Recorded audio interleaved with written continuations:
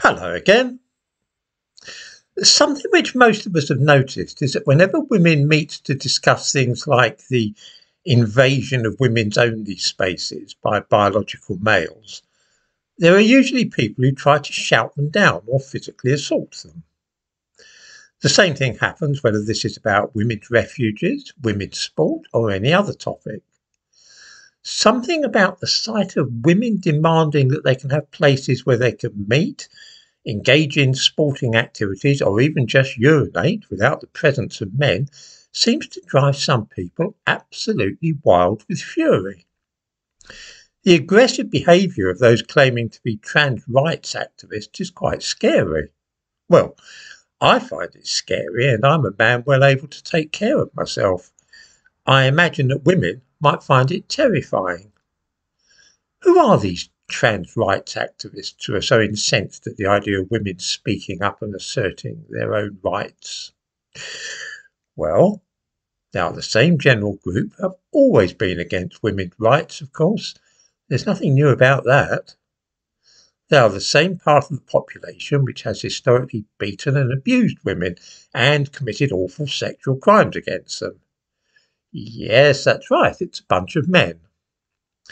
Anybody watching footage of one of these scenes when a group of women is surrounded by people shouting abuse at them and even throwing punches in their direction must surely have noticed this and understood perfectly well what is going on. The women are actually being abused and threatened by angry people, all of whom either have or were born with penises. This is a display of male aggression directed at women. The amazing thing is that it is now viewed as being a very right-on and progressive thing to support. Politicians, left-wing newspapers and even the police appear to approve of this particular form of male violence against women, which many of us find simply incredible. What we are seeing here is another facet of the problem which we face when biological males are allowed to take part in women's sporting events. Men are born with an innate tendency to dominate and win, and this is backed up by bigger bodies and stronger muscles. Once the testosterone kicks in at adolescence, then males and females become practically different species. This basic biology is now, of course, rank heresy in the world at large, where we are all supposed to accept that men can become women simply by an act of will. This is nonsense. The differences between men and women might be made visible by the possession of a penis, but cutting that off will not turn a man into a woman.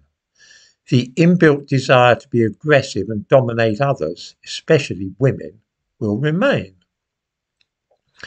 I dare say that viewers cannot have failed to notice that all the fuss about trans inclusion, as it is called, in sports, as well as access to changing rooms and lavatories, is always and exclusively about women's sports, women's changing rooms and women's lavatories. Why is that, do you suppose?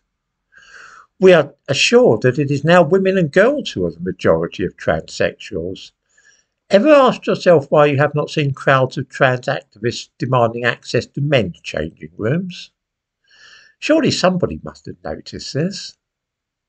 Why are all those women who are now dressing and living as men not surrounding crowds of men and shouting at them, demanding that they be allowed to take part in men's sports and use their lavatories? It is because the trans movement, as it is called, is led by and consists almost exclusively of people who were born with male bodies. They may arrange to be castrated, some of them, but this will not stop them behaving like men and using violence and aggression to get their own way. The thing which absolutely baffles me is why this particular form of male aggression against women should be tolerated or even celebrated in today's society.